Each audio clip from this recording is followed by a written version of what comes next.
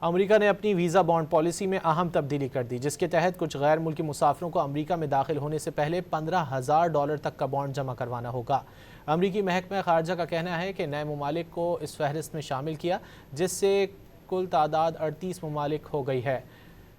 Bond کی رقم $5,000، $10,000 یا $15,000 ہو سکتی ہے اور یہ ویزا انٹرویو کے دوران طے ہوتی ہے۔ بانڈ جمع کروانے کا مطلب یہ نہیں کہ ویزا مل جائے گا۔